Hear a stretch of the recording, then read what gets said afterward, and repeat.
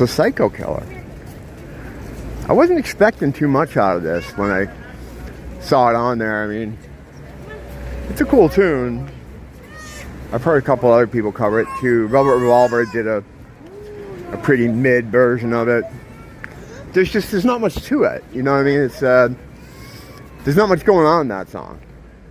It's your quintessential early 80s. Well, actually, I think that came out in 79. Is that songs about buildings and food? No, that was the first one. Whatever. The point is, it's that kind of sparse, kind of early 80s new wave sound. So, I mean, you know, I saw it on the track list. If it fits in there with the, you know, Halloween thing. But I really like what they did with this. It's the way I like people to do covers. If you're gonna do one, you know, they take the skeleton of it, the important parts of it, and then they just do their own thing on top of it. It's not a recreation. It's like a well, it actually is. It's a recreation, like they're recreating it. So I don't know words, but yeah, it sounds cool. Like I was really surprised by how cool it is. And to make it even sound cooler, as I was getting a thumbnail for this video, I went to get one of Nick in the detective aesthetic, and I put it on slow to slow it down. I don't know how slow I had it, but on slow, it sounds really crazy. Andy Taylor's on this, which is cool. I'm glad he's back in some capacity. He's working with them in some way. Although I don't think I could, hearing it, I don't think I'd be able to be like, wow, that sounds like Andy Taylor. I think, is it Black Moonlight? Yeah, Black Moonlight. That sounds like Andy. And I know Now plays on that too. So, but it sounds like Andy. This one, I didn't even know he was playing on it until later when I looked. And they had the bass player from Manskin on it, who I'm guessing is just doing the background vocals. I mean, they wouldn't have her playing bass.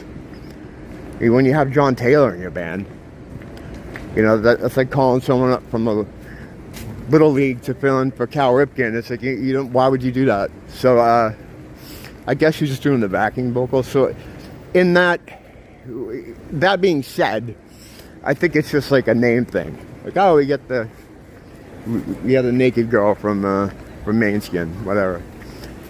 They like to do that. They always like to keep their hand in, know what's currently happening, I guess. But yeah, it's good. I like it. It's almost like its own thing, like separate from the original song. It doesn't really feel like a cover. And they're really good at doing that. Like, Thank You. I enjoyed that album when it came out.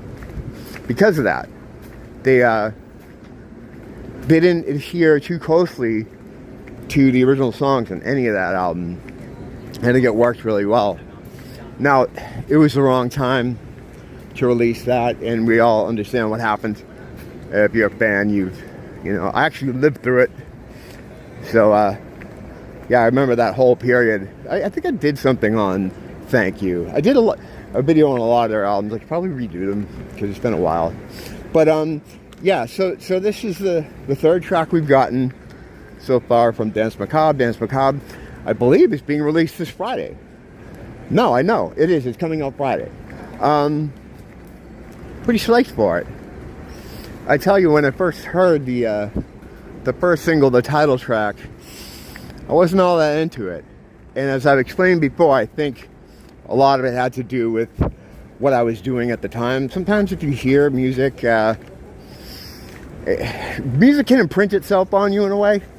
And the imprint that's being put on you can take a lot of stuff that's happening in your life and imprint with it. Like whatever's happening in the environment. You know, sometimes it happens with people. You know, like I don't like certain songs because they remind me of people or something. I mean, that's an example. I don't know if I have that actual problem, but you know what I'm saying. So there was a lot going on. I was into, like, researching a lot of stuff at that time. That was just kind of kind of dark, and having that sort of evil song be the first thing I heard, I was just like, oh man. I mean, and I still don't think it's a great track, but the chorus is good in that. But anyway, to get away from that, then the next one we had was Black Moonlight, which I liked a lot.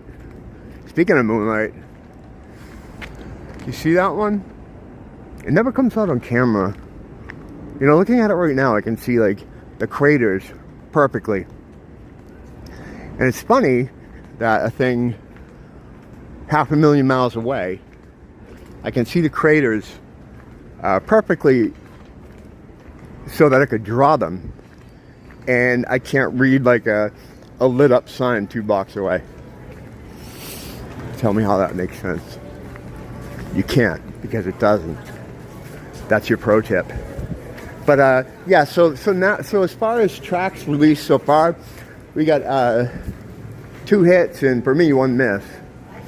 But it's kind of it's a good move for them, because like I've said before, putting this thing out now, it's not gonna be compared to Future Past in a one sort of way, because Future Past was all original stuff. So this is almost like what they'd call a stopgap. That's what they call it in the biz. In the biz, we call it a stopgap. In the biz, I'm not in. So what it is it can't really be judged as a new album. And a lot of times, and most of the time, something like this isn't. You know, they'll mention that in the review, or whatever kind of person is evaluating it, they'll always mention that it's kind of a compilation album, compadre, Illuminati, confirm. Compilation album. It's not like a full studio release. But the way these guys do covers, man, it's almost like a original studio release. They're really good at it. I've always thought they were great at it. I mean, I thought the Fame from the early 80s was a little bit dodgy, but for the most part, they always take something and really make it their own, which is really the best way to do a cover song. So there's a couple more covers on this album too. I forget exactly. I mean, they cover themselves with Nightboat, which I've always loved Nightboat. This is a great tune. If you've never seen the video for that, that's worth checking out too. I used to have this video that had all the old 80s videos on it. And Nightboat, you never really saw that on MTV. You had to have this this video cassette. It's a big blocky brick plastic thing. You know what I'm saying. The B-Boys. I don't know if they're the original ones, but it's some kind of crew.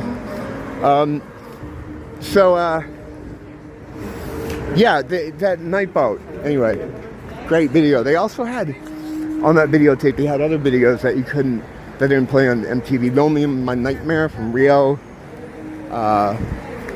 Your Own Way was on there, like the disco version. It's pretty cool. Yeah, I think all this stuff's probably on YouTube, I'd imagine, by now, you know. But, yeah, so I wasn't even going to bother doing, even talking about this one, because I figured I'd just wait for the album to come out. But, you know, we don't get a new Duran album too often, so I figured it'd be worth discussing on this occasion. But, yeah, Friday's coming up. And, as I was just saying, it's not really a one-to-one album. It's not a new original album, original material. So my expectations aren't super high. So, I mean, if it's pretty good, I'll be happy.